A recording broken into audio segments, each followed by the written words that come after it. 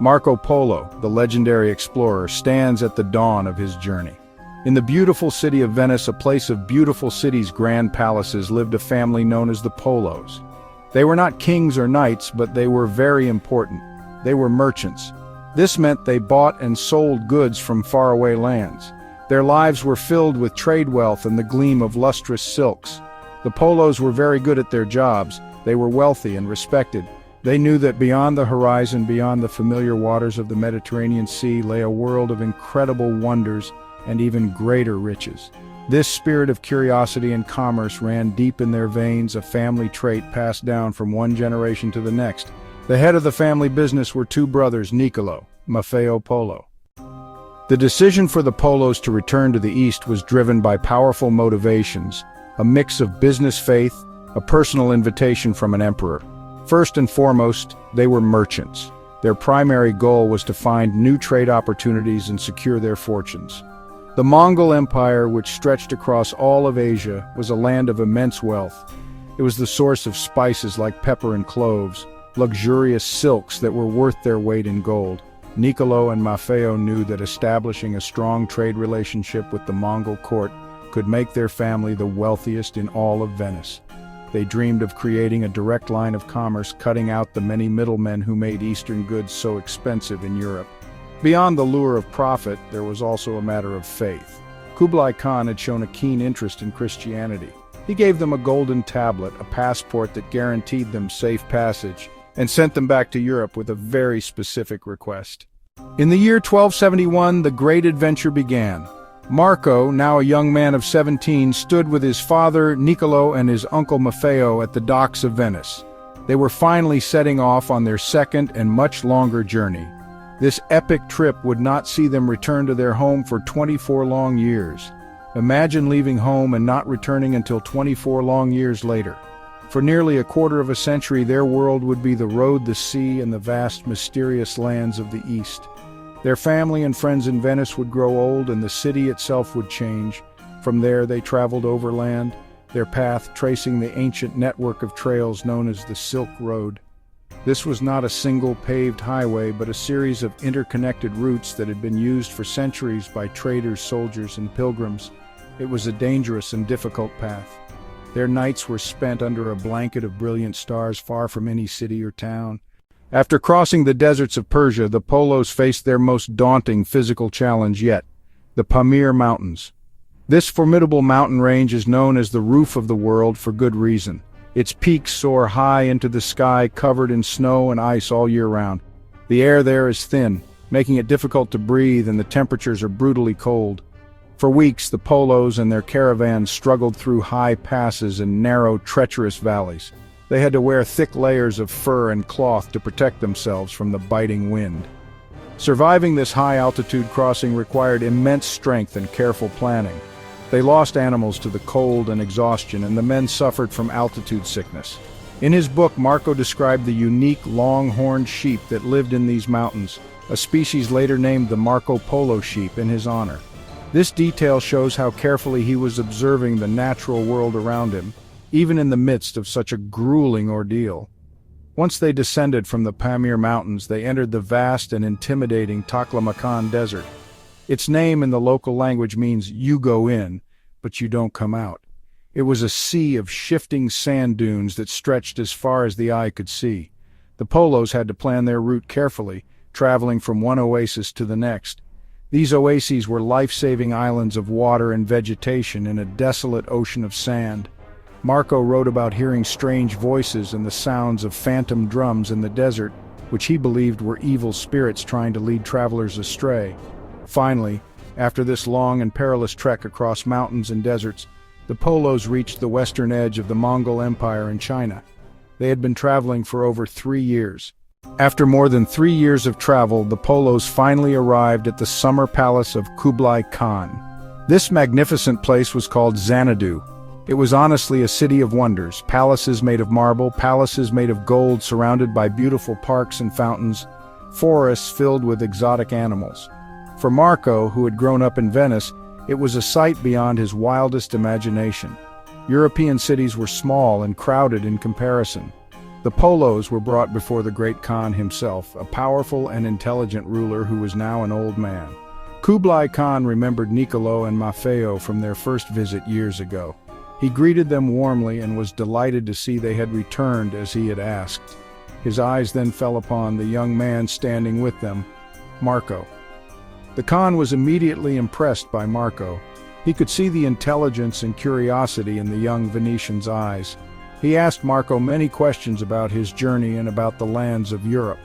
Marco, who had learned several languages along the way, was able to answer confidently and in detail. The Khan appreciated this. The Polos presented the gifts they had brought from Europe, including holy oil from Jerusalem and many more gifts they acquired from their journey. They had to explain they could not bring the 100 wise men the Khan requested. Political turmoil in Europe after the Pope's death had made it impossible. Despite this, the Khan was not angry. He was more interested in the Polos themselves, especially Marco. He decided to take Marco into his service, an incredible honor. Marco Polo, a foreigner from a distant land, was now to become an official in the court of the most powerful emperor on earth. Life in the Khan's court was a world away from anything Marco had ever known. He witnessed grand feasts, thousands served. He saw the emperor's personal guard, 10,000 soldiers. He learned about the Mongol way of life, their laws, their administration. Kublai Khan had created a sophisticated system to rule his vast empire. He used a postal service with riders on fast horses to carry messages across thousands of miles. He also introduced paper money, a concept completely new to Europeans. Marco absorbed these details, realizing he was at the center of a civilization that was, in many ways, more advanced than his own. He began sending Marco on missions to distant parts of his empire. These were not simple errands. They were official duties. Marco traveled as a special envoy of the emperor, carrying the Khan's authority with him. He was tasked with observing and reporting back on the conditions in various provinces, the economy, local customs, and signs of unrest. For 17 years, Marco Polo served Kublai Khan. He traveled all over China, Vietnam, Myanmar, India. He saw things no European had described. He saw where silk was produced and how porcelain was made, where the world's best spices were grown. His missionary hopes of converting the Khan faded. The Khan tolerated many religions, including Christianity, but he never converted. The Polo's opportunity to return home came in an unexpected way. A Mongol princess named Kokachin was to be married to a ruler in Persia. The overland route was now dangerous, so it was decided that she should travel by sea. However, the Mongols were horsemen of the plains, not experienced sailors. They needed someone who understood ocean travel to lead the expedition. The Polos from Venice were the perfect candidates. They agreed to escort the princess on the condition they could then continue home. A great fleet of 14 ships was prepared. It was a massive undertaking, carrying the princess and her large entourage, hundreds of sailors and soldiers. In 1292, they set sail from southern China, embarking on a long and perilous voyage across the Indian Ocean. This maritime route was as challenging as the Silk Road. They sailed through the South China Sea, past the Spice Islands, across the Bay of Bengal to the coast of India. The journey was fraught with danger. Monsoons and tropical storms battered the ships. Disease spread among the crew. Of the 600 who started, only a handful survived the 2-year trip, including the Polos and the princess. They reached Persia and delivered the princess safely. From there, the Polos traveled through Turkey to the Black Sea, then boarded a ship for their final destination, home. In 1295, after 24 years, 3 weathered men returned to Venice. At first, no one recognized them. They had been presumed dead. They spoke Italian with a foreign accent, and their clothes were of strange Eastern cut. To prove who they were, the Polos held a great feast. They cut open the seams of their old clothes and outpoured a river of precious jewels, rubies, sapphires, diamonds, emeralds. Soon after his return to Venice, Marco Polo's life took another unexpected turn. A war broke out between Venice and its rival city, Genoa. Marco, serving as the commander of a Venetian galley, was captured in a naval battle. He was put in a prison in Genoa. It was here, in this dark and boring prison cell, that Marco Polo would give his greatest gift to the world. He shared his cell with a writer of romance stories named Rustichello da Pisa. To pass the time, Marco began to tell Rustichello all about his incredible adventures. He described the long journey. He described the court of Kublai Khan. He described the wonders he had seen in Asia. Rustichello was captivated by Marco's stories. He began to write down everything Marco told him. The result was a book known as The Description of the World, or more famously, The Travels of Marco Polo. It was one of the most important books ever written. When the book was released, many people in Europe simply could not believe it. They nicknamed Marco Polo Il Milione, or the Man of a Million Lies. A city with millions of people, a ruler with thousands of soldiers, money made from paper. The idea was too fantastic for the medieval European mind to accept. The book was read more as an entertaining work of fiction than as a factual travelogue. Despite the disbelief, the book was an enormous success. Copied by hand again and again and translated into many languages, it spread all across Europe.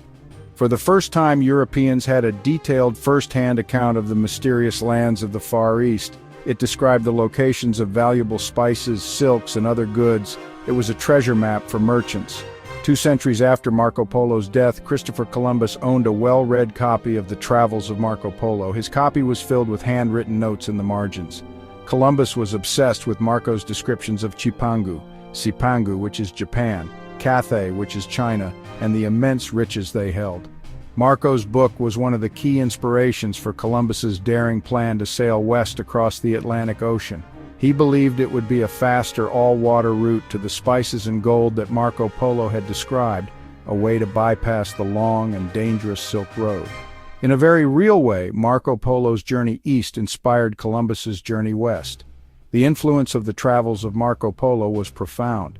It helped to break down the medieval worldview that was limited and fearful of the unknown.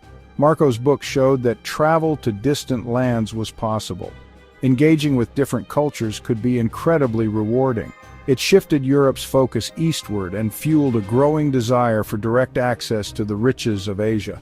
This desire became a major driving force behind the Age of Discovery. Explorers like Vasco da Gama were following in the footsteps of the dream that Marco Polo had created. Marco Polo's story is more than just a great adventure. It is a story about the power of curiosity, courage, and the written word. He was a merchant who became an explorer, a diplomat, and a storyteller. He bridged 2 different worlds, bringing knowledge of the East to the West. His 24-year journey was a singular, epic achievement. The book that came from it was a spark that helped ignite a new era of global exploration. He opened a window to a wider world,